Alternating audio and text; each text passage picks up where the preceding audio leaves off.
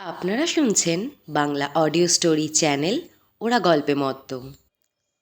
আজ আপনাদের শোনাব লেখিকা সুচিত্রা ভট্টাচার্যের কলমে মিতিন মাসি সিরিজের গল্প ছকটা সুডোকুর দ্বিতীয় পর্ব।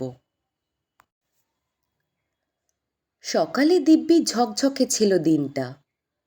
টুপুরেরা যখন হোটেল থেকে বেরোলো, লিটল ইন্ডিয়ার রাস্তায় তখন ঝাঁঝা রোদ্দুর। অথচ ট্যাক্সি যেই না ব্রিজ পেরিয়ে সেন্টোসা দ্বীপে ঢুকেছে, অমনি ঝুপঝুপ করে বৃষ্টি। একটানা নয়, এই ঝরছে এই থামছে। বৃষ্টি হয়ে গরম কিন্তু কমার লক্ষণ নেই, বরং বিশ্রী এক আর্দ্রতায় চিটপিট করছে গা হাত পা। সিঙ্গাপুর নিরক্ষরেখার খুব কাছে বলেই নাকি এখানকার আবহাওয়া এইরকম বিটকেল। এখানে নাকি 3টে ঋতু, গরম, আরও গরম, আরও গরম, সঙ্গে যখন তখন বাড়িধারা, 12 মাস। শীত শব্দটার নাকি অস্তিত্বই নেই সিঙ্গাপুরে। তা বৃষ্টি হোক কি রোদ্দুর, টুপুরদের বেড়ানোর উৎসাহে কিন্তু ভাঁটা পড়েনি। গাছপালায় ছাওয়া সবুজ দ্বীপটায় পা রাখার পর থেকেই চলছে ছুটোছুটি। লাল নীল হলুদ সবুজ দাগটানা দেখনবাহার বাস ঘুরপাক খাচ্ছে দ্বীপময়। টিকিট ফিকিটের বালাই নেই, চেপে বসলেই হলো। তারপর পছন্দ মতো জায়গায় নেমে খানিক ঘুরে ফিরে আবার ওঠো আরেক বাসে, চলো যেখানে প্রাণ চায়। চারদিক খোলা ছোট ছোট ট্রামও চলছে দিব্যি, তাতে চড়ে ঘোরার মজাও নেহাত কম নয়। প্রথমে যাওয়া হলো আন্ডার ওয়াটার ওয়ার্ল্ডে। সমুদ্রের তলার দুনিয়াটা কি নিপুণ দক্ষতায় প্রকাণ্ড এক অ্যাকোরিয়ামে বন্দী। চলন্ত পাটাতনে দাঁড়িয়ে অ্যাকোরিয়াম পরিক্রমা করতে করতে টুপুরের তো মনে হচ্ছিল তারা যেন সত্যি সত্যি সমুদ্রের নিচে চলে গিয়েছে। পথের দুধারে মাথার ওপর অজস্র সামুদ্রিক প্রাণী, নানান জাতের নাম না জানা মাছ, সুর কিলবিল অক্টোপাস, স্কুইড, কাঁকড়া, স্টারফিশ, জেলিফিশ, ইল, ভয়ঙ্কর চেহারার হাঙরও রয়েছে অনেক। কি শীতল তাদের দৃষ্টি, দেখলেই গা ছমছম করে। মাথায় লম্বা বেয়োনেট নিয়ে এক বিশাল মাছ সাঁই সাঁই করে ধেয়ে এলো বুমবুমের দিকে। মোটা কাঁচের এপারে দাঁড়িয়েও ভয়ে কেঁপে উঠল বুমবুম। পার্থ মন দিয়ে হ্যান্ডিক্যামে ছবি তুলছিল। খোলা মনিটরে চোখ রেখে বলল, মাছটাকে চিনে রাখ টুপুর, এই হচ্ছে স্টিংরে। ওই শক্ত হুল পেটে ঢুকিয়ে ওরা মানুষের নাড়ি ভুড়ি পর্যন্ত বের করে আনে। টুপুর বলল, কিছুদিন আগে এই স্টিংরের আক্রমণে স্টিভ আরউইন মারা গেলেন না? হ্যাঁ, কি মর্মান্তিক মৃত্যু। হাঙর কুমির কত কি নিয়ে উনি খেলা করেছেন, কিন্তু স্টিংরের কাছে হেরে গেলেন। আর ওই ঝাঁকটা দেখ, ওগুলো হলো পিরহানা। ওদের মতো নিষ্ঠুর প্রাণী বোধহয় আর দুটো নেই। দল বেঁধে যখন অ্যাটাক করে, তিমি মাছও রক্ষা পায় না। বুমবুম বলল, আমি পিরানা দেখেছি অ্যানিম্যাল প্ল্যানেটে, শার্কও। পার্থ হেসে বলল, হাঙর দেখার জন্য অ্যানিম্যাল প্ল্যানেট খোলার কি দরকার?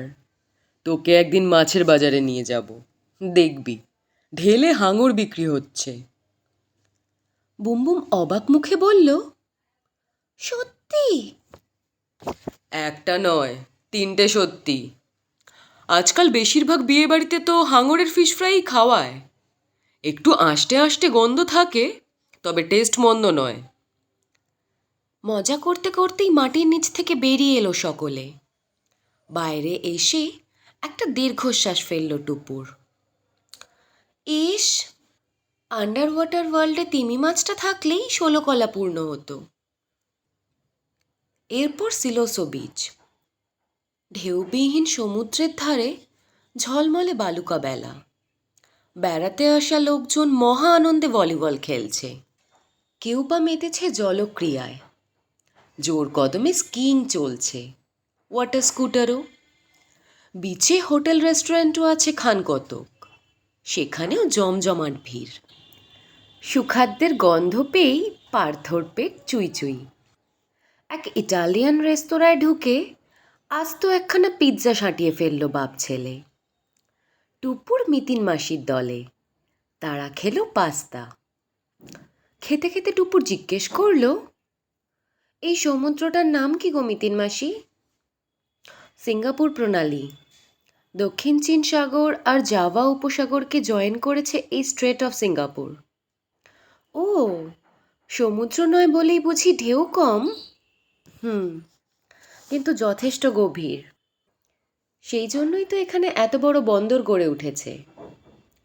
পার্থ মাথা ঝাঁকিয়ে বলল, গড়ে উঠেছে নয়, বলো গড়ে তোলা হয়েছে। 200 বছর আগেও সিঙ্গাপুরে কিচ্ছু ছিল না। এখানে থাকতো মাত্র 1000 খানেক লোক, বেশিরভাগই মালয়ী। ভারতে আসা ইস্ট ইন্ডিয়া কোম্পানি মালয়ের সুলতান হুসেন শাহর সঙ্গে চুক্তি করে সিঙ্গাপুরের দখল পায়। এখান থেকে জাভা, বর্নিও, সুমাত্রা, চীন, থাইল্যান্ড সর্বত্র যাওয়ার সুবিধে আছে বলে ব্রিটিশেরা এখানেই বন্দর বানায়। বন্দরটাকে রক্ষা করার জন্য একটা দুর্গও বানিয়েছিল, ফোর্ট সিলোসো। এখানেই আছে দুর্গটা, ওই টঙে। যাবে দেখতে? টিলায় উঠে ফোর্ট সিলোসো দেখার ব্যাপারে কারোরই বিশেষ উৎসাহ দেখা গেল না। একে ফের ঝিরঝিরে বৃষ্টি নেমেছে, তার ওপর গত বছর মহারাষ্ট্রে এককারি দুর্গ দেখে দেখে চোখ হেজে গিয়েছে। অতএব এক কথায় প্রস্তাব বাতিল। তার চেয়ে বরং আবার একখানা বাস ধরে মেরিলিয়ন চলে যাওয়াই ভালো। মেরিলিয়ন এক বিশাল উঁচু মূর্তি, নিচের দিকটা তার জলকন্যার মতো, মুখ সিংহের। এই মূর্তি সিঙ্গাপুরের প্রতীকও বটে। মূর্তির পেটের ভেতর লিফট চলছে। লিফটে চড়ে সিংহের মুখ পর্যন্ত চলে গেল টুপুরেরা। 9 তলার ব্যালকনিতে দাঁড়িয়ে সিংহের মুখগহ্বরে দাঁড়িয়ে গোটা সেন্টোসা দ্বীপটাকে দেখলো ভালো করে। দূরে সিঙ্গাপুরের আকাশ ছোঁয়া বাড়িগুলো চোখে পড়ল আবছা আবছা।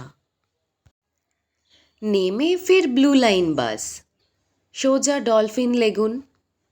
সেখানে তখন শুরু হচ্ছে বৈকালিক ডলফিন শো। টিকিট আগেই কাটা ছিল। সুশৃঙ্খল লাইন দিয়ে একে একে ঢুকে পড়ল সকলে। ভিতরে বেজায় ভিড়। নীল জলের হ্রদখানা ঘিরে সারি দিয়ে পাতা চেয়ারগুলো ভর্তি। দাঁড়িয়েও আছে থরে থরে মানুষ। ঠেলে ঠুলে টুপুর বুমবুমের হাত ধরে কোনো ক্রমে সামনে গেল। মিনিট 5 মধ্যেই শুরু হয়ে গেল খেলা। বাজনার তালে তালে হ্রদের জলে নাচছে দুটো ডলফিন, তরাং তরাং লাফাচ্ছে। ট্রেনারের নির্দেশে রিংয়ের ভেতর দিয়ে গলে যাচ্ছে অবলীলায়। একজোড়া উদবিড়ালও খেলা করছে ডাঙায়। দর্শকদের শেখালো কিভাবে প্লাস্টিকের খালি বোতল আর এঁটো কাগজের কাপ প্লেট যত্রতত্র না ছড়িয়ে ডাস্টবিনে ফেলতে হয়। বুমবুম তো দেখে মহা খুশি। দর্শকদের সঙ্গে তাল মিলিয়ে চটাস চটাস তালি বাজাচ্ছে। শো যখন ভাঙল, বিকেল প্রায় শেষ। ঘেরা জায়গাটা থেকে বেরিয়ে এসে টুপুরেরা বসলো পাশের পালাওয়ান বিচে।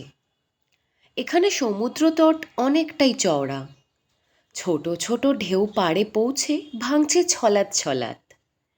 ওই বিকেলেও স্নান করতে সমুদ্রে নেমেছে একদল চীনা ছেলে মেয়ে। উল্লাসিত হয়ে ওর গায়ে জল ছিটোচ্ছে। অদূরে এক সেতু দেখা যায়। পর্যটকেরা অনেকেই সেতু পার হয়ে চলেছে আর একটা ছোট্ট দ্বীপে।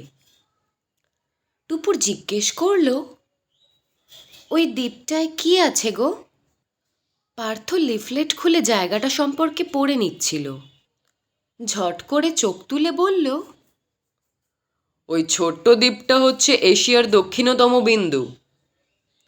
মিতিন মুখ কুঁচকে বলল, তা কি করে হয়?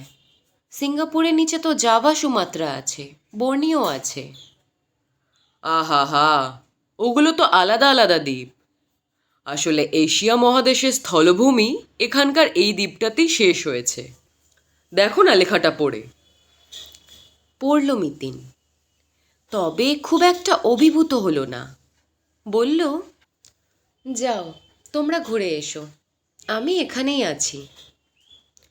বুমবুম বলল, আমিও যাব না, টায়ার্ড লাগছে। শেষ পর্যন্ত যাওয়াই হলো না। প্রত্যেকেই খুব ক্লান্ত। এবার মানে মানে হোটেলে ফিরতে চায়। ট্যানজং বিচ, প্রজাপতি উদ্যান, মশলার বাগান, মিউজিক্যাল ফাউন্টেন সবই বাকি রয়ে গেল। যাকগে, কাল প্রায় সারা রাত জেগে আজই কি এত ধকল নেওয়া সম্ভব?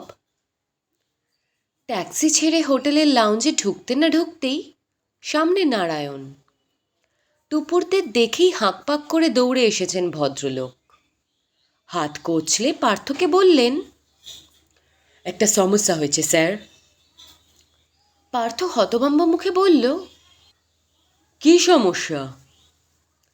আপনি পেঙ্গুইন ইন্টারন্যাশনালে যে চিঠিটা আমায় দিয়েছিলেন সেটা তো আসল নয়। মানে?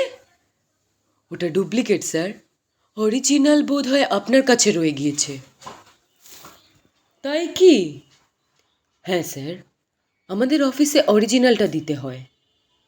ওহো, ওটা তাহলে বোধ হয় সুটকেসে গোছগাছের সময় ভুল করে ঢুকিয়ে ফেলেছি, আর আপনার কাছে স্ক্যান করা কপিটাই চলে গিয়েছে। পার্থ 1 সেকেন্ড ভাবল কি যেন, তারপর বলল, কিন্তু এতে অসুবিধের কি আছে? স্ক্যান করা কপি তো আসলেরই সমতুল্য। জানি স্যার, তবে আমাদের অরিজিনালটাই দরকার। ঠিক আছে, রুমে গিয়ে খুঁজে দেখছি। আমি কি এখানে অপেক্ষা করব? না না, আপনি কেন মিছিমিছি? পেলে ফোন করে দেব, সকালে এসে নিয়ে যাবেন। এখনই পেলে ভালো হতো স্যার। সারাদিন ঘুরে এইমাত্র ফিরলাম, বড্ড টায়ার্ড। কাল আসুন প্লিজ। কাল কখন আসবো? আপনারা তো নিশ্চয়ই সকালেই আবার বেরোবেন। বলছি তো, বেরোনোর আগে ঠিক পেয়ে যাবেন। রাতে আপনাকে ফোন করে দেব। অরিজিনালটা না পেলে কিন্তু প্রবলেম হয়ে যাবে স্যার। কিসের প্রবলেম? এতক্ষণে পার্থর ভুরুতে ভাঁজ। আপনাদের কি সন্দেহ আমরা আসল লোক নই? ছি ছি ছি ছি স্যার, এ কথা কখন বললাম? নারায়ণ জিভ কাটলেন। আমাদের অফিসে অরিজিনালটাই জমা দেওয়ার নিয়ম, তাই আপনাদের বোর করছেন, তাই তো? পার্থ এবার একটু তেরিয়া হয়েছে। ধরুন আসল চিঠিটা সঙ্গে আনতে ভুলে গিয়েছি, যদিও তার আশঙ্কা কম। আমার ধারণা ব্যাগ সুটকেসেই কোথাও আছে। তবু যদি খুঁজে দিতে না পারি, আপনার অফিস কি করবে? আমাদের তাড়িয়ে দেবে? হোটেলের বিল মেটাবে না? সে তো অনেক কিছুই করতে পারে। আপনাদের ফেরার টিকিট ক্যান্সেল করাও তো খুব কঠিন কাজ নয়। পলকের জন্য নারায়ণের চোয়াল যেন একটু শক্ত হলো। পরক্ষণেই গলায় মোলায়েম সুর। কিন্তু পেঙ্গুইন রিসর্টস ইন্টারন্যাশনাল অতিথিদের সম্মান করে। আমাদের একটা গুডউইল আছে। আশা করি আমাদের মাননীয় অতিথিরাও সেই গুডউইলটা বজায় রাখতে সাহায্য করবেন। ঠিক আছে। পার্থ আরও গম্ভীর। আমি এখনই খুঁজে দেখছি। থ্যাংক ইউ স্যার, আমি আপনার ফোনের প্রতীক্ষায় রইলাম। রুমে ফিরেই ঝপাঝপ ব্যাগ সুটকেস টেনে নামালো পার্থ। শুরু হয়ে গিয়েছে অনুসন্ধান পর্ব। প্রথমে ব্যাগ সুটকেসের পকেটগুলো হাতড়ালো। নেই। একটা একটা করে জামাকাপড় বের করে রাখছে বিছানায়। আঙুল চালিয়ে দেখছে চিঠিটা কোনো ভাঁজে ঢুকে আছে কিনা। পার্থর কাণ্ডকারখানা দেখছিল মিতিন। নারায়ণের সঙ্গে কথোপকথনের সময় সে টু শব্দটিও করেনি। ঘরে এসেও চুপচাপ ছিল। জামাকাপড় ঘাঁটাঘাঁটি দেখে মুখ খুলেছে। চোখ পাকিয়ে বলল, করছোটা কি? সুটকেসটা কি সুন্দর গোছগাছ করে এনেছিলাম, পুরো ছত্রখান করে দিলে তো। নিকুচি করেছে গোছানোর। পার্থ গজগজ করে উঠল। ওই চিঠি না পেলে কি হবে ভেবে দেখেছো? কি হবে? হবেটা কি? সারে সর্বনাশ। শুনলে না, লোকটা কেমন মিষ্টি করে ভয় দেখিয়ে গেল। সত্যি যদি প্লেনের টিকিট ক্যান্সেল করে দেয়? ইল্লি রে, টুপুর ফোঁস করে উঠল। টিকিট তো তোমার কাছে। তাতে কি, টিকিটের নম্বর নিশ্চয়ই পেঙ্গুইনের কাছেও আছে। ইন্টারনেট থেকে যদি বাতিল করে দেয়, এয়ারপোর্টে আমাদের কি ঝামেলায় পড়তে হবে বুঝতে পারছিস? মনে হয় অতটা করবে না। মিতিন মাথা দোলালো। আর তেমন কিছু যদি ঘটেও, আমাদের তো ক্রেডিট কার্ড আছে। সঙ্গেই আছে। দরকার হলে থাকার মেয়াদ আরও 2-1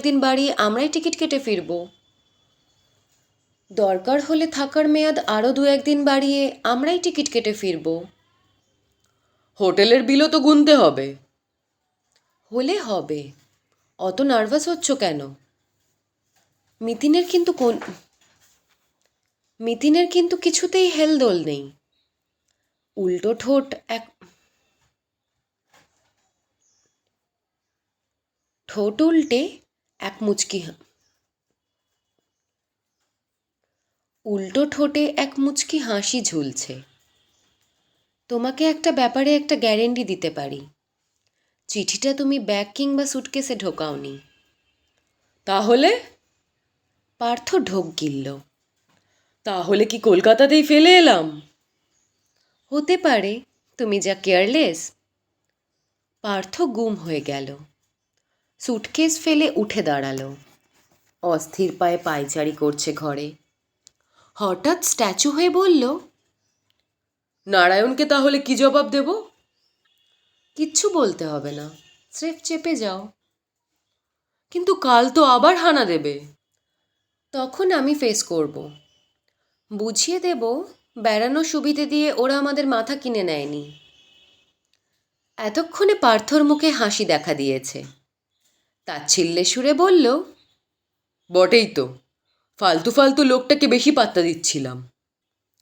লোকটা কিন্তু বেশ ঢ্যাঁটা আছে। টুপুর না বলে আর পারল না।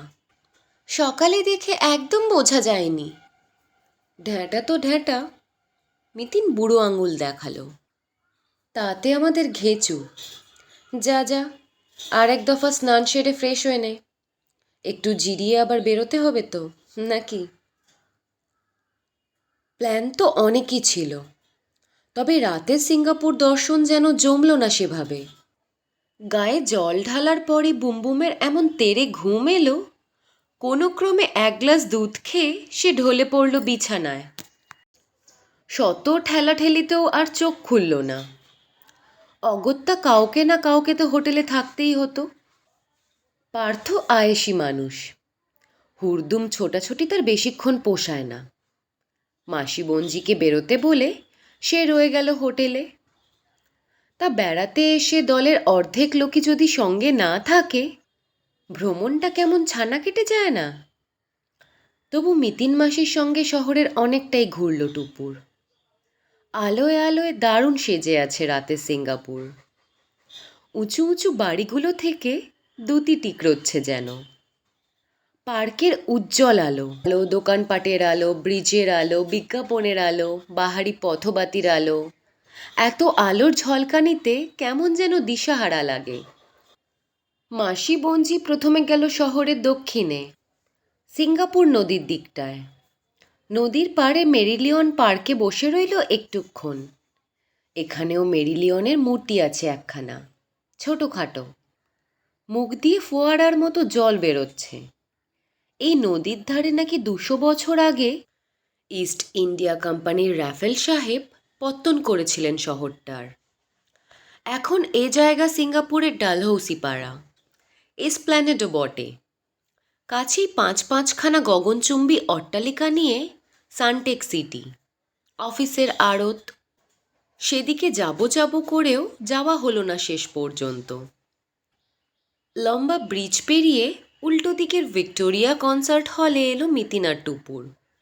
সেখানে সবুজ লনে উদ্দাম নাচ গানের আসর বসেছে। 2-5 মিনিট বাজনার ঝংকার শুনেই টুপুরের মাথা ঝিমঝিম। কনসার্ট হলের সামনে থেকে ফের ট্যাক্সি। রংচঙে চায়না টাউনে চরকি মেরে সোজা অর্চার্ড রোডে। এ পাড়াটা যেন আরও ঝলমলে।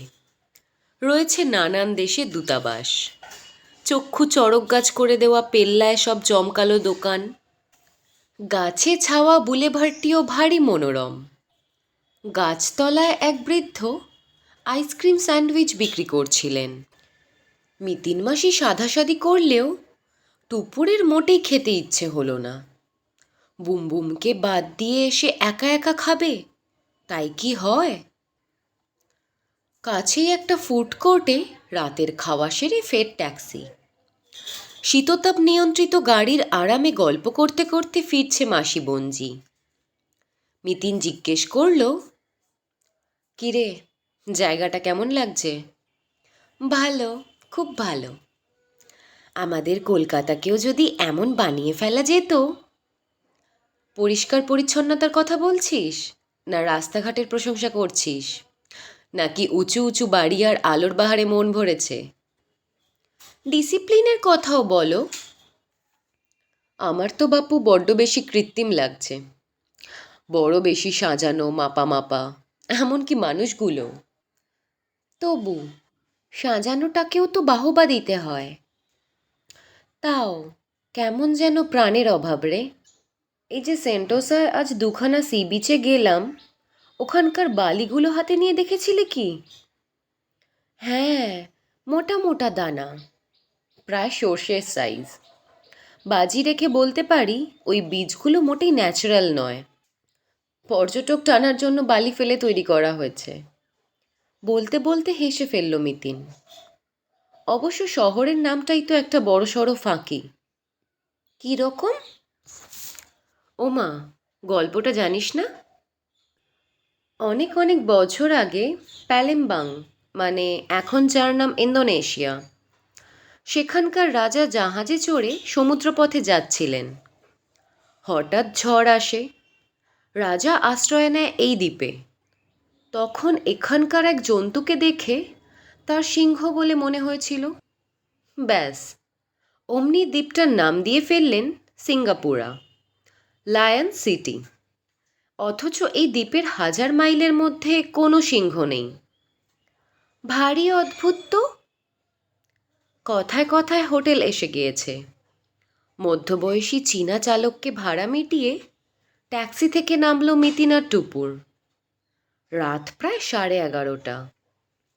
হোটেলের লাউঞ্জ শুনশান। শুধু শ্যামলা রং এক মালয়ী কন্যা বসে আছে রিসেপশন কাউন্টারে, মন দিয়ে ফ্যাশন শো দেখছে টিভিতে। সকালে বা সন্ধে এই মেয়েটি ছিল না, আজ বোধহয় এর নাইট ডিউটি। মেয়েটির সঙ্গে মধুর হাসি বিনিময় করে মিতিন টুপুর পায়ে পায়ে 104-এর দরজায় পৌঁছে গেল। একবার টোকা দিতেই ভেতর থেকে পার্থর গলা, খোলা আছে, চলে এসো। আশ্চর্য, দরজাটা লাগিয়ে রাখোনি কেন? ঘরে ঢুকে বিরক্ত স্বরে বলল মিতিন। পার্থর হেলদোল নেই। টিভি চালিয়ে এক ইংরেজি সিনেমায় মগ্ন। পর্দা থেকে চোখ না সরিয়েই বলল, এই তো একটু আগে উনি গেলেন। কে? সুজিত দত্ত। তাই নাকি? অনেকক্ষণ আড্ডা দিয়ে গেলেন, ঘণ্টাখানেক ছিলেন প্রায়। ও, তা কি গল্প হলো? ওই কুম্ভকর্ণ নারায়ণ, উনি তো অর্ধেক টাইম খেয়ে নিলেন। কুম্ভকর্ণ নয়, কুম্ভকণম। ড্রেসিং টেবিলে ভ্যানিটি ব্যাগ রাখতে রাখতে মিতিন বলল, কুম্ভকণম একটা জায়গার নাম। জানি রে বাবা, জানি। কলকাতায় আমাদের গুচ্ছের তামিল বন্ধু আছে, ওরা নামের আগে বাবার নাম আর আদি বাসস্থানের নাম জুড়ে রাখে। প্র্যাকটিসটা ইন্ডিয়ার অনেক স্টেটেই চালু। কারো শুধু বাবার নাম থাকে, কারোর দেশের নাম, যেমন ধরো। Lecture stop. মিতিন ঘুরে তাকালো। হঠাৎ মিস্টার নারায়ণের প্রসঙ্গ এলো কেন? আমি তুলিনি, সুজিতবাবু থাকাকালীনই নারায়ণ ফোন করলেন। আবার ফোন করেছিলেন? তাহলে আর বলছি কি। ঘুমন্ত বুমবুমের পাশে আধ শোয়া ছিল পার্থ। উঠে সোজা হয়ে বসল। এবার অবশ্য আর রেয়াত করিনি, দুমদাম পাঞ্চ ঝেড়েছি। কীরকম? স্ট্রেট বলে দিয়েছি এভাবে বারবার জ্বালাতন করার জন্য চিঠিটা আর খুঁজবই না। স্ক্যান করা কপি দিয়েই কাজ চালিয়ে নিন, নইলে গোল্লায় যান। সকালে আসতেও বারণ করে দিয়েছি। শুনে নারায়ণের কি রিয়াকশন? খুব হাউমাউ করছিল। বোধহয় বার 40 প্লিজ প্লিজ বলল। পার্থ চোখ টিপল। আমি আর ওই মক্কেলকে কেন পাত্তা দেব বলো? ওর আর আমাদের হ্যারাস করার ক্ষমতাই নেই, অন্তত এই হোটেলে। রিসেপশন থেকে জেনে নিয়েছি রুম ভাড়া আগাম দেওয়া আছে। ইনফ্যাক্ট পেঙ্গুইন এখানে একটা রুম পার্সোনালি বুক করে রাখে। রেগুলার ক্লায়েন্ট আসে ওদের। 3 দিন 2 রাতের প্যাকেজ এনজয় করে। অর্থাৎ কোম্পানিটা জেনুইন। টুপুর ফুট কাটল। প্রতি সপ্তাহেই সুডোকুর জন্য কাউকে না কাউকে প্রাইজ দেয়। থাম তো। টুপুরকে মৃদু ধমক দিয়ে মিতিন ফের জেরা শুরু করল। তোমার ওই চোটপাট শুনে সুজিত দত্ত কি বললেন? আর কি বলবেন? জানতে চাইলেন ঘটনাটা কি। আর তুমিও ব্যাক ব্যাক করে সব উগরে দিলে। আমার মনে কোনো প্যাঁচ নেই। তোমার মতো ঢাক ঢাক গুড়গুড় আমার আসে না। পার্থ ঈষৎ অপ্রসন্ন। গজগজ করতে করতেই বলল, ওরা যেচে বেড়াতে নিয়ে এলো, আবার ওরাই অযথা ঝামেলা করছে। এমন বিদঘুটে খবরটা গোপন রাখতে যাবই বা কেন? টুল টেনে বসল মিতিন। বলল, তা সুজিতবাবুর সঙ্গে আর কি গপ্প হলো? বললাম তো, ওই নারায়ণকে নিয়েই। উনি তো চিঠি এপিসোড শুনে স্তম্ভিত। বললেন, এরকম আবার হয় নাকি? এমনকি মহামূল্যবান চিঠি, যার অরিজিনাল না হলে চলবে না। সুজিতবাবু চিঠিটা দেখার বাসনা প্রকাশ করেননি? একবার ক্যাজুয়ালি বলেছিলেন, আমি খোঁজাখুঁজিতে যাইনি। বলেছি ছাড়ুন তো মশাই, ওই চিঠি নিয়ে আমি আর মাথা ঘামাবই না। থাকলে আছে, না থাকলে নেই, ব্যাস। মিতিন চুপ করে রইল একটুক্ষণ। তারপর আবার জেরা শুরু করলো। আর কি কথা হলো সুজিত দত্তর সঙ্গে? এমনি এতাল বেতাল, আমার প্রেস, ওর ব্যবসা। আমার প্রফেশনের গল্পও নিশ্চয়ই করেছো? ওটা আমি ইচ্ছে করেই চেপে গিয়েছি। ভাবলাম তুমি পছন্দ করবে কি করবে না। যাক, একটাই বুদ্ধিমানের মতো কাজ করেছো। বলেই মিতিন উঠে গেল। বাথরুম থেকে জিন্স টি শার্ট বদলে নাইটি পরে এলো। দেখা দেখি টুপুরও। এবার শোয়ার আয়োজন করার পালা। টুপুরের জন্য বিকেলেই একটা নেয়ারের খাট দিয়ে গিয়েছে হোটেলের কর্মচারী। ভাঁজ করে রাখা ছিল খাটটা। খুলে বিছানা পাতল টুপুর। মিতিনও ভালো করে বিছানা ঝেড়ে নিল। টিভি বন্ধ করলো পার্থ। সোফায় গিয়ে সিগারেটের প্যাকেটটা তুলেও রেখে দিল। এখানে এসে ভারী জব্দ হয়েছে সে। রুমে সিগারেট ধরাতে পারছে না। স্মোক অ্যালার্ম লাগানো আছে যে। ছোট্ট একখানা আড়মোড়া ভেঙে টুপুরকে জিজ্ঞেস করলো, তোরা বাইরে কি খেলি রে? হাফ মালয়েশিয়ান হাফ জাপানি, নাসি গোরেং আর সুসি। ওগুলো কি দ্রব্য? নাসি গোরেং নুডলের মতোই, সঙ্গে সবজি মাংস টাংস মেশানো থাকে। তবে টেস্ট চাইনিজের মতো নয়, অন্য রকম। সুসি তোমার ভালো লাগতো না, একটু কাঁচা মাছের গন্ধ আছে। ভালোই হয়েছে তোদের সঙ্গে বেরোইনি। আমি বাবা এখানে পাতি ইন্ডিয়ান ডিশ খেলাম, পরোটা মাংস উইথ স্যালাড। আর বুমবুম? ও বেটা তো জাগলোই না, সেন্টোসায় যা হাঁটাহাঁটি করেছে। মিতিন বিছানায় বাবু হয়ে বসেছে। আপন মনেই বলল, সেন্টোসার ছবিগুলো একবার দেখলে হয়। এত রাত্রিরে? পার্থ চোখ কুচকল। পুরো একটা ক্যাসেট আছে কিন্তু, 1 ঘন্টার। আহা, চলুক না খানিকক্ষণ, তোমার ব্যাটারিটাও মোটামুটি চার্জড হয়ে যাবে। প্লাগ গুজে টিভির সঙ্গে যুক্ত হলো হ্যান্ডিকাম। পর্দায় ফুটে উঠল ছবি। গোড়ার দিকে নেহাতি হাবিজাবি। সেন্টোসা যাওয়ার পথে বড্ড উল্টোপাল্টা ক্যামেরা চালিয়েছে পার্থ, অকারণেই। ফাস্ট ফরওয়ার্ড করে ঢোকা হলো সেন্টোসা পর্বে। প্রথমেই আন্ডার ওয়াটার ওয়ার্ল্ড, হাঙর, অক্টোপাস, স্টিংরে, পিরহানা, রাক্ষসে কাঁকড়া। বেরিয়ে হাঁটতে হাঁটতে সিলোসো বিচ, ইতালিয়ান রেস্তোরাঁর অভ্যন্তর, বুমবুমের বৃষ্টিতে ছোটাছুটি, জলে গিয়ে পা ডোবানো, টুপুরের সঙ্গে খুনসুটি। ব্লু লাইন না রেড লাইন কোনো একটা ভিড় বাসের অন্দরেও ঘোরানো হয়েছে হ্যান্ডিক্যাম। বাইরে থেকে মেরিলিয়ন সিংহের মুখে দাঁড়িয়ে সেন্টোসার নিসর্গ, দূরে সিঙ্গাপুরের উঁচু উঁচু বাড়ি, জাহাজ, সবই ধরা আছে লেন্সে। আছে সেন্টোসার ট্রাম, রঙিন ডাস্টবিন, সাইনবোর্ড, ছবির মতো পাক খাওয়া পদঘাট, গাছপালা।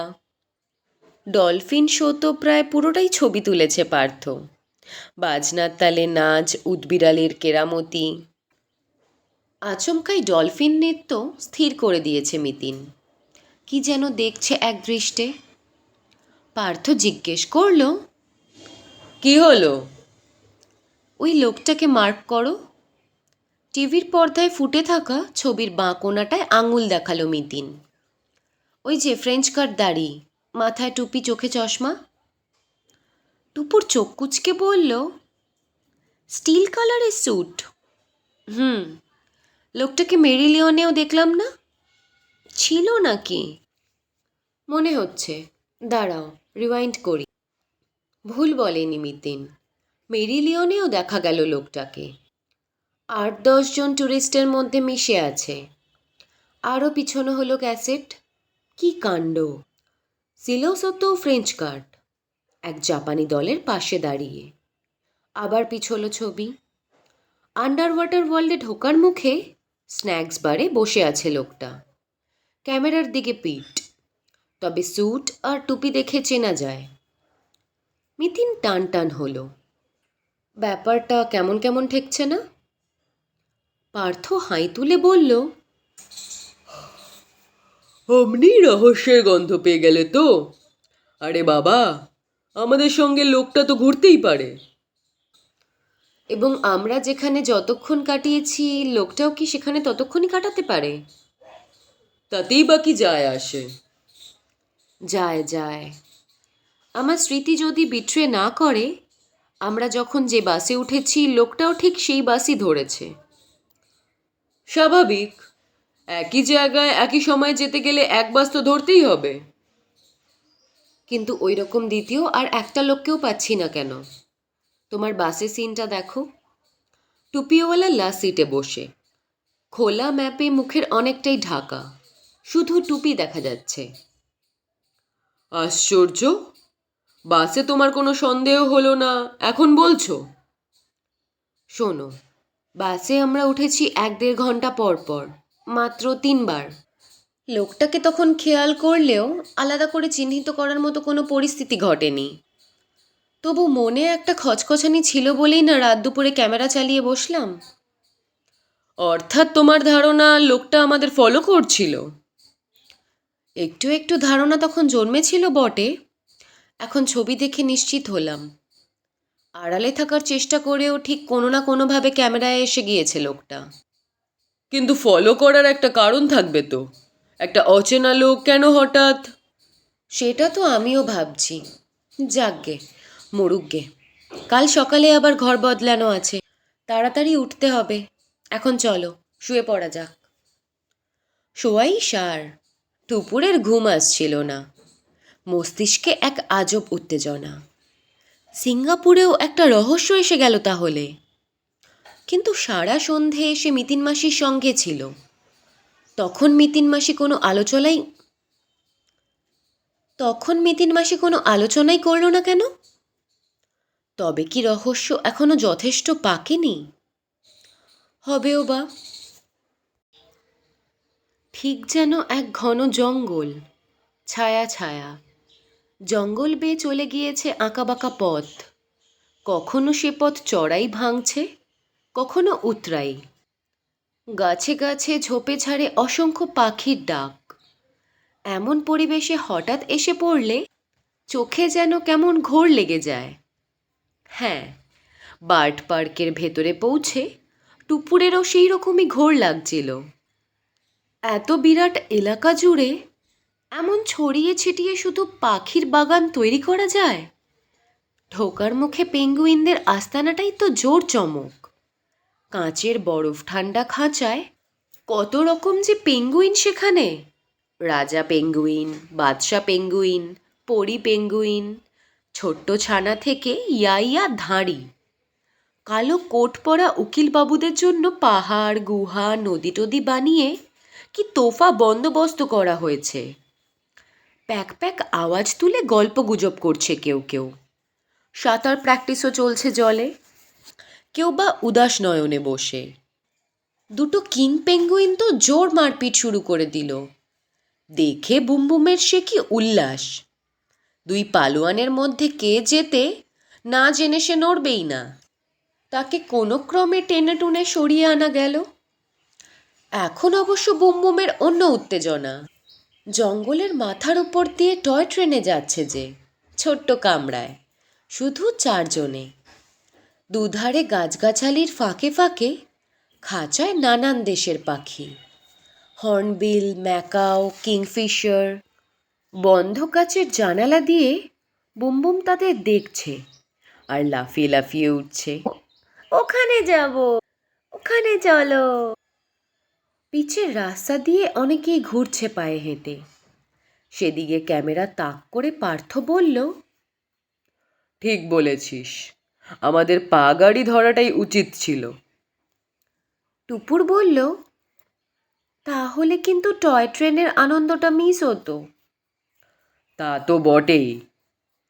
বলেই পার্থ মিতিনের দিকে ফিরল। কি গো, তুমি এত চুপচাপ কেন? কালকের কথায় ভেবে যাচ্ছ নাকি?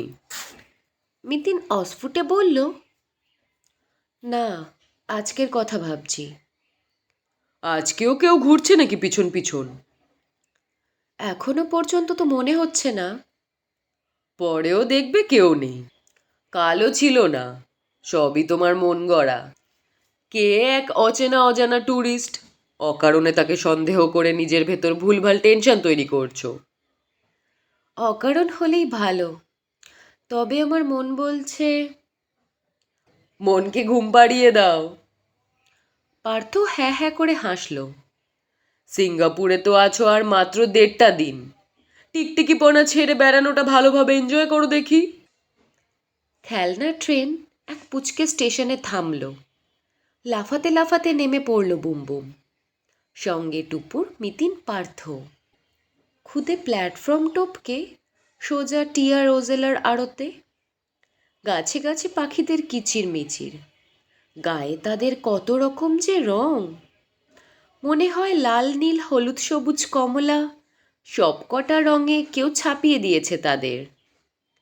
রবিবার বলেই বোধহয় আজ দর্শক অনেক। ছোট্ট ছোট্ট বাটিতে তারা দানা পানি ধরছে। অমনি পাখির ঝাঁক নেমে এসে বসছে তাদের কাঁধে, হাতে, মাথায়। ধারালো ঠোঁটে টপাটপ সাবার করছে খাবার, হালকা করে ঠুকরেও দিচ্ছে মাঝে মাঝে। টুপুর উচ্ছ্বসিত মুখে বলল, মার্ভেলাস! কলকাতায় এমন একটা পার্ক বানানো যায় না, যেখানে পাখিগুলো ছাড়া থাকবে, খোলা আকাশে উড়ে উড়ে বেড়াবে? এখানেও মোটেও খোলা আকাশে উঠছে না টুপুর। পার্থ আঙুল তুলে দেখালো। ওই দেখ, ওপরে সরু সরু জাল। জালটা একটু বেশি উঁচুতে, এই যা। তা হোক, স্বাধীনভাবে তো ওড়াউড়ি করতে পারছে। গাছে বাসা বেঁধে থাকছে। বলতে বলতে হঠাৎই টুপুরের কথা আটকে গেল। সামনে এক বিচিত্র দৃশ্য। মিতিন মাসি বাটি ধরে বহুরঙা রোজেলাদের খাওয়াচ্ছিল। তাদের মধ্যেই একজন বুমবুমের এখন মাথায়। আতঙ্কে বুমবুম পাথরের মতো স্থির। আড়ষ্ট স্বরে শুধু বলে চলেছে, ভালো হবে না বলছি, যা, উড়ে যা। টুপুরের পেট গুলিয়ে হাসি উঠে এলো। তাই দেখে বুমবুম আরও কাঠ। দিদি, ওকে এখনই তাড়িয়ে দে। আহা, থাক না, কিছু তো করছে না। করবে, এখনই মাথায় পটি করে দেবে। লাল ঠোঁট রোজেলা বুঝতে পারল কিনা কে জানে। বুমবুমকে রেহাই দিয়ে এক সাহেব শিশুর মাথায় গিয়ে বসল। সম্ভবত পটি করার জন্য কালো চুলের চেয়ে সোনালি চুল তার বেশি পছন্দ। বুমবুমের পাখি প্রেম উবে গেছে। এ তল্লাটে আর এক মুহূর্তও থাকতে রাজি নয়। অগত্যা রোজেলা পট্টি ফেলে শুরু হলো হাঁটা। খাঁচার পাখিগুলোকে দেখে তেমন একটা আহ্লাদ হলো না টুপুরের। এমন তো কলকাতার চিড়িয়াখানাতেও দেখা যায়। এখানে শুধু সবুজের আধিক্য, এই যা। ঘুরতে ঘুরতে শেষে এক কৃত্রিম জলপ্রপাতের সামনে। চতুর্দিকে লম্বা লম্বা গাছপালা লাগিয়ে এমন একটা ধোয়া ধোয়া অরণ্য বানানো হয়েছে, সত্যি রেন ফরেস্ট বলে ভুল হয়। জলপ্রপাতটিকেও মনে হয় না মেকি, বেশ লাগে দেখতে। পার্থ প্রশংসায় পঞ্চমুখ, তারিফের সুরে বলল, আইডিয়াটা গ্র্যান্ড। কোন হাইট থেকে জল ফেলা হচ্ছে লক্ষ্য করেছিস? টুপুর বলল, মিনিমাম 100 ফিট তো হবেই। আরও বেশি। এটাই মানুষের তৈরি সবচেয়ে উঁচু জলপ্রপাত। পার্কটার গ্ল্যামারই বাড়িয়ে দিয়েছে ওই ওয়াটারফলটা। পাখিরাও বোধহয় এই রেন ফরেস্টের এরিয়াটা বেশি পছন্দ করে। প্রচুর কাকাতুয়াও উঠছে, প্রচুর জাম্বো সাইজের পায়রাও। কিন্তু একটা ব্যাপার খেয়াল করেছো পার্থ মেশো? কি রে? পাখিদের রাজ্যে একটাও কাক নেই। কাক কি তুই সিঙ্গাপুর শহরেও দেখতে পেয়েছিস? এখনো তো নজরে পড়েনি। পাবিও না, নেই। এক সময় যাও ছিল, এখন ঝড়ে বংশে নির্মূল হয়ে গিয়েছে। কাক শহর নোংরা করে বলে সিঙ্গাপুরে তাদের নো এন্ট্রি। অদ্ভুত তো, আমি তো জানতাম কাক ঝাড়ুদার পাখি, নোংরা খেয়ে সাফ করে।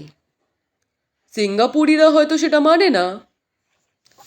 জবাবটা মনোপুত হলো না টুপুরের। এখানকার কাকদের জন্য একটু যেন মন খারাপই হলো। পায়ে পায়ে পার্থমেশর সঙ্গে এলো ছাউনি ঢাকা এক চাতালে। পার্থ 3টে কফির অর্ডার দিল স্ন্যাক্স বারে, আর বুমবুমের জন্য চিপস। মিতিন বুমবুমকে নিয়ে টয়লেটে গিয়েছিল। ফিরে বলল, এখন কফি, চিপস, 12:30 বাজে, দুপুরের খাওয়া হবে কখন? পার্থ কাপে চুমুক দিয়ে বলল, লাঞ্চ করব লিটল ইন্ডিয়াতে গিয়ে। ওখানে অনেক বাংলাদেশি হোটেল দেখেছি। গরম গরম মাছ ভাত খাবো। কাল সুজিতবাবু বলছিলেন ওখানে নাকি দারুণ শুটকি পাওয়া যায়। সুজিত দত্তর নাম উঠতেই মিতিনের চোখ তেড়ছা। তোমার সুজিত দত্ত সকালে হোটেল ছেড়ে চলে গেলেন যে বড়? পার্থ হাত উল্টে বলল, হয়তো কাজকর্ম মিটে গিয়েছে, তাই। চলে যাবেন এটা তোমায় কি কাল বলেছিলেন? না, সেই রকম কোনো প্রসঙ্গ তো ওঠেনি। আমিও জানাইনি আজ আমরা রুম চেঞ্জ করছি। পার্থ চোখ সরু। আচ্ছা, তুমি সুজিতবাবুকে নিয়ে পড়েছো কেন বলো তো? ভদ্রলোক গায়ে পড়ে আলাপ করেছিলেন বলেই তাকে বাঁকা চোখে দেখতে হবে? আমি সোজা বাঁকা কোনো চোখেই দেখছি না, জাস্ট জানতে চাইছি। বললেই মানবো?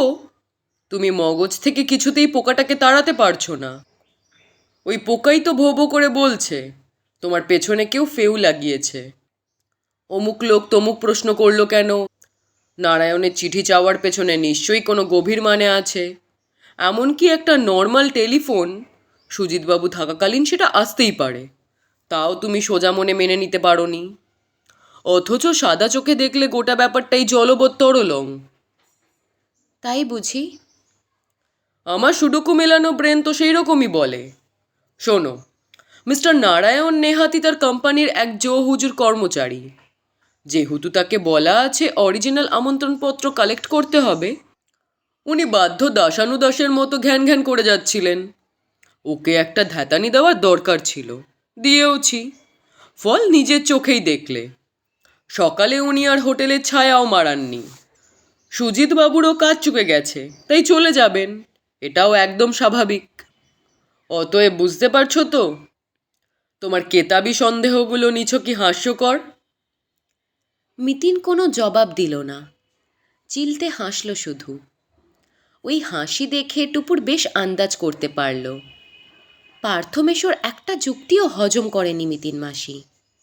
বোঝাই যায় এখন থট প্রসেস চলছে।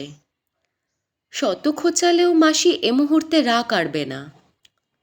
কিন্তু কেসটা কি, রহস্যটা কোথায়? বাংলাদেশি হোটেলে খ্যাটান মন্দ হলো না। ভাত, ডাল, আলু ভর্তা, সর্ষে ইলিশ, পাঁঠার মাংস। খুব চেকনাদার রেস্টুরেন্ট অবশ্য নয়, তবে রান্না দিব্যি সুস্বাদু। লিটল ইন্ডিয়ার এদিকটায় পরপর এরকম খাওয়ার জায়গা রয়েছে কয়েকটা। বাংলাদেশিদের দোকান বাজারও। বাংলা ভাষা ভাসছে বাতাসে। সামনেই মুস্তাফা সেন্টার, ভারতীয় ব্যবসায়ী তৈরি প্রকাণ্ড ডিপার্টমেন্টাল স্টোর। বহুতল ওই বাড়িতে কী না পাওয়া যায়, বহুমূল্য গয়নাগাটি থেকে ব্যথা বেদনার মলম পর্যন্ত। টুপুরের ইচ্ছে ছিল মুস্তফা একবার ঢু মারার। পার্থর ঘোরতর আপত্তি। ভরপেট আহারের পর হোটেলে ফিরে সে একটু গড়াতে চায়। মুস্তাফার 24 ঘন্টা খোলা, যে কোনো সময় এলেই হবে। বাঙালি বাঙালি এলাকাটা থেকে কার্লটন হোটেল খুব দূরে নয়, হাঁটা পথে মিনিট 5। হোটেলে পৌঁছে জোর ঘাবড়ে গেল টুপুর। বেজায় হুল্লাগুল্লা চলছে লাউঞ্জে। এক মধ্যবয়সী গুজরাতি দম্পতি আঙুল নেড়ে নেড়ে শাসাচ্ছেন হোটেলের কর্মচারীদের। স্যুটটাই পরা ম্যানেজার প্রাণপণে শান্ত করার চেষ্টা করছেন তাদের। ব্যাপারটা কি শুনে টুপুর তো আরও সকালে তারা যে ঘরটা ছেড়ে দিয়েছিল সেখানেই উঠেছেন ওই দম্পতি। স্নান টান সেরে কাছেই লক্ষ্মীনারায়ণ মন্দিরে পুজো দিতে গিয়েছিলেন। ফিরে দেখেন ঘরের লণ্ডভণ্ড দশা। কোনো এক বদমাইশ ব্যাগ সুটকেস খুলে যাবতীয় জিনিসপত্র ছত্রাকার করে দিয়ে গিয়েছে। কপাল ভালো কিছু খোয়া যায়নি, সম্ভবত সময় পায়নি চোর। স্বামী স্ত্রীর রাগ অবশ্য তাতে পড়ছে না। এই যদি কার্লটন হোটেলের নিরাপত্তার ছিঁড়ি হয়, এখানে তারা দুদিন কাটাবেন কোন ভরসায়? ওপরে নিজেদের রুমে এসে পার্থ বলল, জোর বাঁচা বেঁচে গিয়েছি রে টুপুর। ভাগ্যিস তোর কথা মতো ঘর বদলেছিলাম, নইলে হয়তো ওই ভদ্রলোক ভদ্রমহিলার বদলে আমাদেরই এখন ওখানে দাঁড়িয়ে ঝগড়া করতে হতো। টুপুর বলল, কি আশ্চর্য কাণ্ড! সিঙ্গাপুরে এত কড়াকড়ি, এখানেও তবে চুরি বাটপারি হয়? তাই তো দেখছি। আমি তো আবার ডলারের অর্ধেকটাই সুটকেসে রেখে গিয়েছিলাম। নির্ঘাত আজ হাপিস হয়ে যেত। মিতিন গুম হয়ে বসেছিল। হঠাৎ বলে উঠল, না, আর যাই হোক ডলার খোয়া যেত না। কি করে বুঝলে? তোমাদের মাথায় কি গোবর পোড়া? এও বুঝলে না চোর ডলার হাতাতে আসেনি। ঘড়ি, ক্যামেরা বা আর কিছুও নয়, এসেছিল অন্য কিছুর সন্ধানে। কি সেটা? এমন কিছু যা ওসবের চেয়ে অনেক বেশি মূল্যবান। এবং জিনিসটা সে খুঁজতে এসেছিল ওই গুজরাটি দম্পতির ব্যাগে নয়, আমাদেরই ব্যাগে। একসঙ্গে পার্থ আর টুপুর বলে উঠল, মানে? মানে? কারণ জিনিসটা আমাদের কাছেই থাকার কথা। আমরা যে রুম পাল্টেছি সেটা চোর তো আর জানতো না। ও। পার্থ থমকে গিয়েছে। খানিকক্ষণ হাঁ করে তাকিয়ে থেকে বলল, তুমি বলতে কি চাইছো? ওই চিঠিটা? মনে তো হচ্ছে তাই। তাহলে কি মিস্টার নারায়ণী? স্বয়ং নাও আসতে পারেন, হয়তো কাউকে পাঠিয়ে, কিংবা এখানকার কোনো কর্মচারীর সঙ্গে যোগসাযোগ করে, কিংবা হয়তো সম্পূর্ণ অন্য কেউ। টুপুর বলে উঠল, তুমি কি সুজিত দত্তর দিকে ইঙ্গিত করছো? ইঙ্গিত করছি না, শুধু মাথায় রাখতে বলছি। রুম চেঞ্জের খবরটা তিনিও জানতেন না। মিতিন ভুরু বেঁকিয়ে পার্থকে বলল, কি তাই তো? পার্থ জোরে জোরে ঘাড় নাড়ল। অবশ্যই, আমি ওকে মোটেই বলিনি। তাছাড়া উনি তো কলকাতায় ফিরে গিয়েছেন। সেটা তুমি হলপ করে বলতে পারো না। উনি হোটেল ছেড়ে দিয়েছেন, এইটুকু সত্যি। মনে রেখো, সিঙ্গাপুর থেকে কলকাতা যাওয়ার ফ্লাইট একটাই, রাত 9টায়। ওই প্লেনে ওঠার জন্য কেউ ভোরবেলা হোটেল ছাড়ে না। কিন্তু সুজিত দত্তর সঙ্গে ওই চিঠির কি সম্পর্ক? বরং মিস্টার নারায়ণের ইন্টারেস্ট থাকলেও থাকতে পারে। যদিও তার পক্ষে দিন দুপুরে লাগেজ হাতড়ানো যথেষ্ট অবাস্তব বলেই মনে হচ্ছে। বারে, মিতিন মাসি তো বলছে চিঠিটা হয়তো খুব মূল্যবান। টুপুর মন্তব্য জুড়ল। তাই যদি হয়, ওটা মিস্টার নারায়ণেরই কাজ, আমি শিওর। ধুত্তচ্ছাই! পার্থ মাথা ঝাঁকালো। চিঠিটা কেন মূল্যবান তার তো একটা যুক্তি দেখাবে। প্রত্যেক সপ্তাহেই আমার মতো কেউ না কেউ সুডোকু মিলিয়ে সিঙ্গাপুর ট্যুর প্রাইজ পাচ্ছে। প্রত্যেকের কাছেই অবিকল এই রকম চিঠি থাকে। এর মধ্যে আমাদেরটা ফর নাথিং হঠাৎ মূল্যবান হয়ে উঠবে কেন? মিতিন থমথমে মুখে বলল, এটাই তো একটা সুডোকু। বিকেল প্রায় শেষ।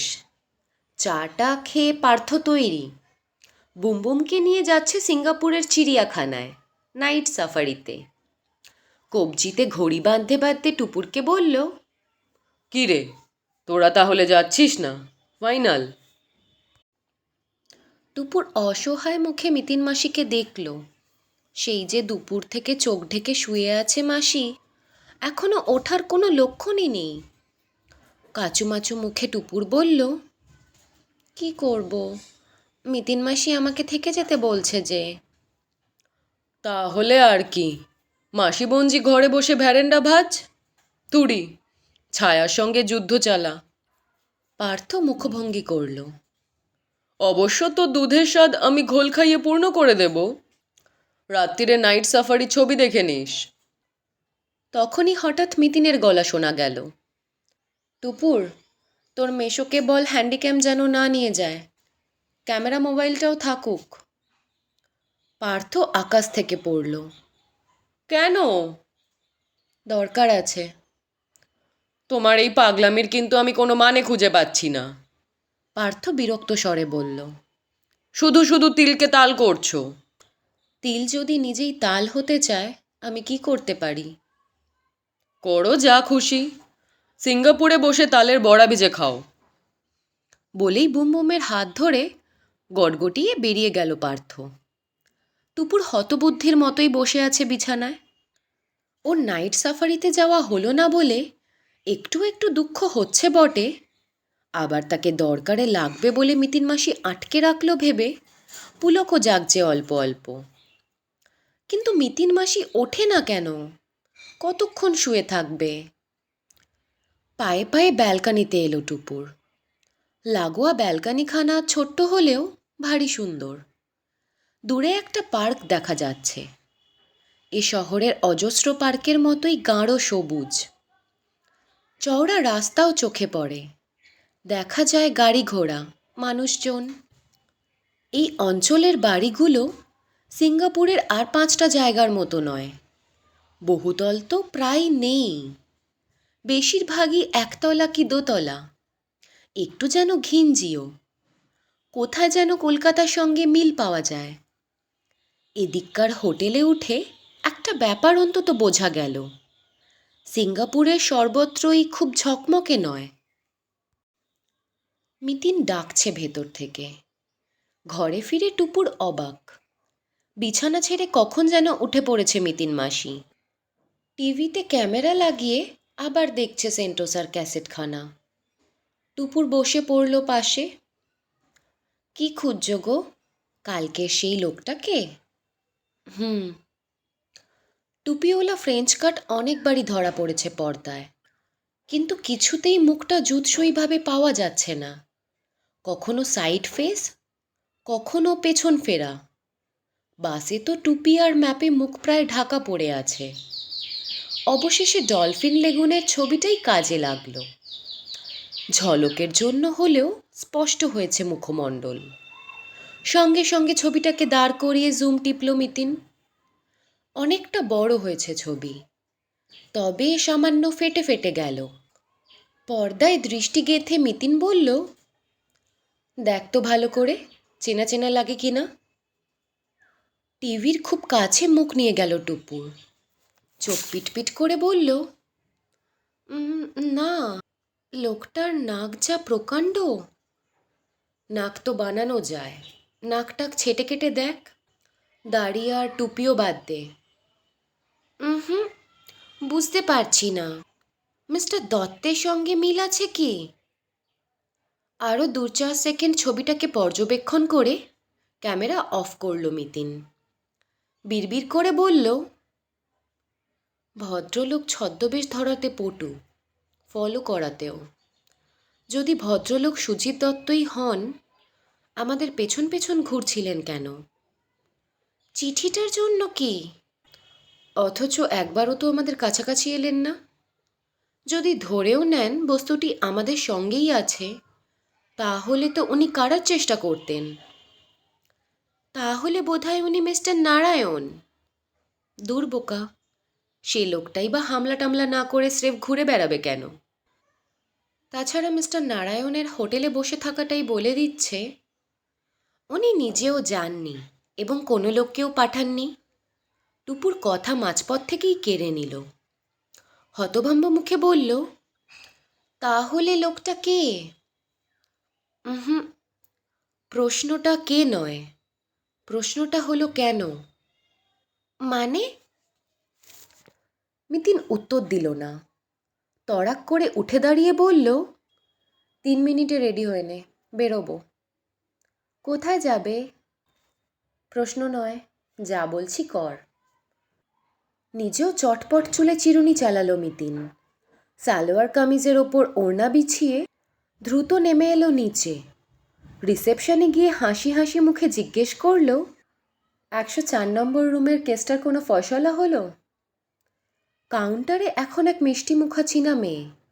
সে ভারী লজ্জিত মুখে বলল, নো ম্যাম, তবে ঘটনাটির জন্য আমরা আন্তরিকভাবে দুঃখিত। বিশ্বাস করুন, এ হোটেলে আগে কখনো এমনটা হয়নি। আপনি কি জানেন আমরা ওই রুমেই ছিলাম? ইনফ্যাক্ট আজও ওখানেই থাকার কথা ছিল। সকালেই আমরা রুম চেঞ্জ করে 3 তলায় গেছি, 322-এ। জানি ম্যাডাম, ডিউটিতে এসেই শুনেছি। ঘটনাটায় আমরা অত্যন্ত উদ্বিগ্ন বোধ করছি।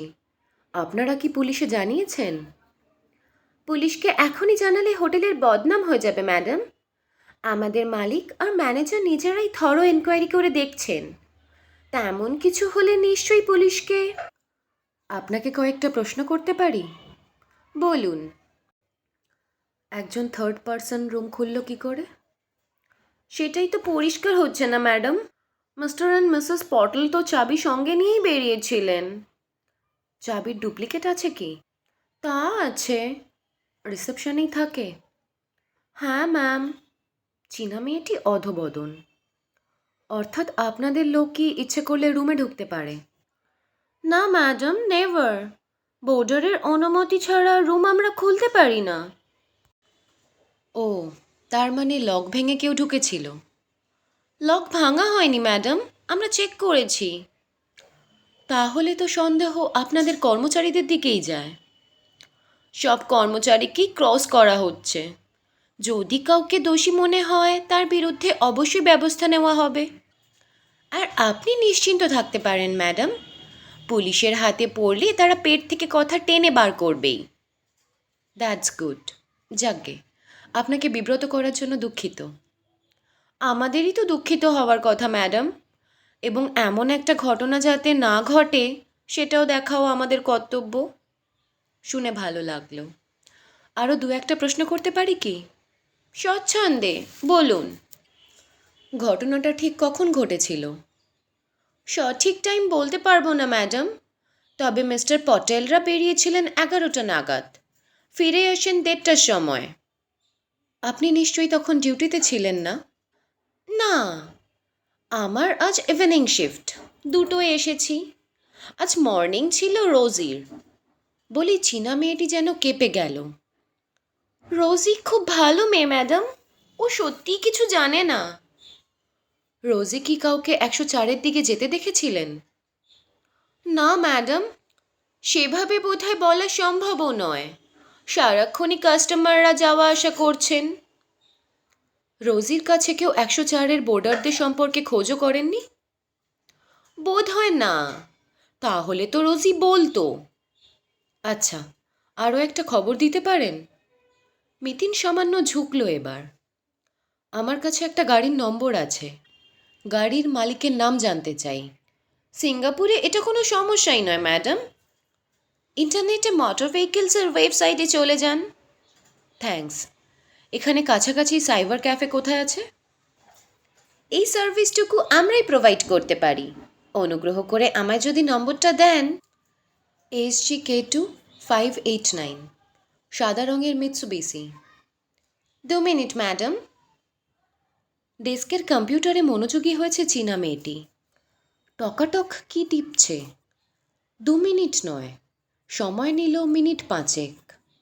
মনিটরে চোখ রেখে বলল, এটা তো একটা ট্রাভেল এজেন্সির গাড়ি ম্যাডাম। মিতিন উৎসুক স্বরে বলল, এজেন্সির নাম? East and west. ঠিকানা eastern mall, ground floor, shop number 3C। লোকেশনটা জানতে পারি? অবশ্যই, সিমেই। ট্রাভেল এজেন্সির প্রোপাইটরের নাম পাওয়া যাচ্ছে? হ্যাঁ ম্যাম, টিপি শঙ্করন। অনেক অনেক ধন্যবাদ। মিতিন কাউন্টার থেকে সরতে গিয়েও ঘুরে দাঁড়ালো। আচ্ছা, সিমেই যাওয়া যায় কি করে? ট্যাক্সিতে যেতে পারেন, কিংবা এমআরটি। সিঙ্গাপুরের এই ট্রেন সার্ভিস কিন্তু অতুলনীয় ম্যাডাম। ট্রেনে করে শহরের যে কোনো জায়গায় চলে যেতে পারেন। তবে হ্যাঁ, লিটল ইন্ডিয়া থেকে সিমেই যেতে গেলে আউটরাম পার্ক স্টেশনে ট্রেন বদলাতে হবে। ওখান থেকে ধরবেন পূর্ব পশ্চিম লাইনের ট্রেন। আশা করি বোঝাতে পেরেছি। একদম।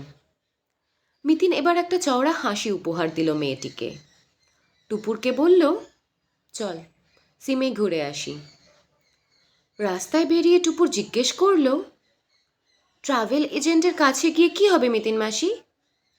দেখা যাক, সূত্র কিছু তো মিলতেও পারে। রিসেপশনের মেয়েটিকেও জেরা করে কিছু লাভ হলো? না, হওয়ার কথাও নয়। কেন? জানাই ছিল, রুম খোলাখুলিতে হোটেলের স্টাফ যুক্ত থাকতে পারে না। কিভাবে শিওর হলে? সোজা বুদ্ধিতে। ঘর বদলানো তো হোটেলের লোকেদের অগোচরে হয়নি। তারা কেউ জড়িত থাকলে 104-এ নয়, 322-এই ঢুকতো। তাহলে ফালতু ফালতু মেয়েটাকে অত জেরা করছিলে কেন? দুটো কারণে। এক, আমাদের 322 এখন থেকে পুরোপুরি সুরক্ষিত থাকবে। 2, প্রশ্নের ধাক্কায় মেয়েটাকে নার্ভাস করে দিয়ে গাড়ি সংক্রান্ত খবরটাও বের করে নেওয়া গেল। আমার সময়ও বাঁচলো, পরিশ্রমও বাঁচলো। বুঝলাম। কথা বলতে বলতে হাঁটছে দুজনে। লিটল ইন্ডিয়ার এমআরটি স্টেশন টুপুর চেনে মোটামুটি।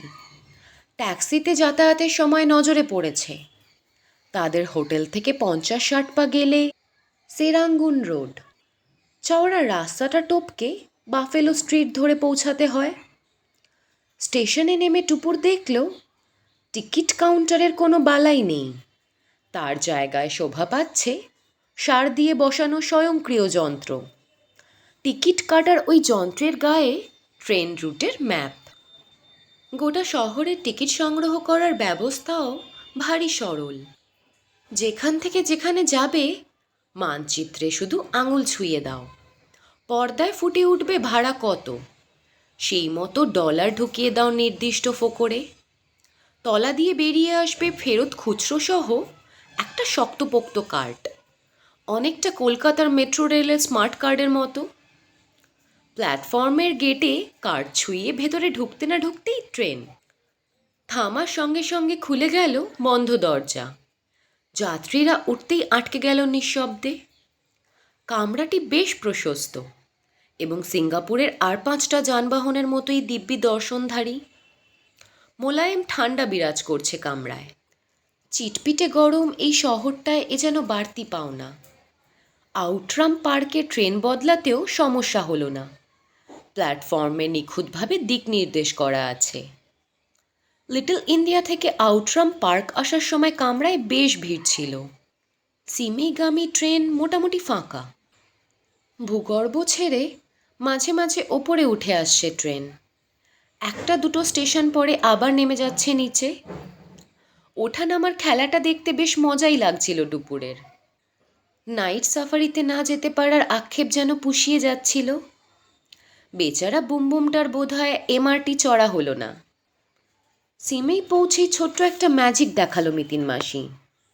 এসকেলেটর বেয়ে নামতেই আবার স্বয়ংক্রিয় টিকিট যন্ত্র। তার ভেতরে কার্ড ঢোকাতেই ঠং করে বেরিয়ে এলো একখানা $1 কয়েন। টুপুরের কার্ডে আবার আর একটা কয়েন। টুপুর ভ্যাবাচাকা খাওয়া মুখে বলল, এটা কি হলো গো? সিঙ্গাপুর কা জাদু। মিতিন ফিক ফিক করে হাসছে। এখানকার এমআরটি ভারী মজাদার রে, যতটা নেয় তার খানিকটা ফিরিয়েও দেয়।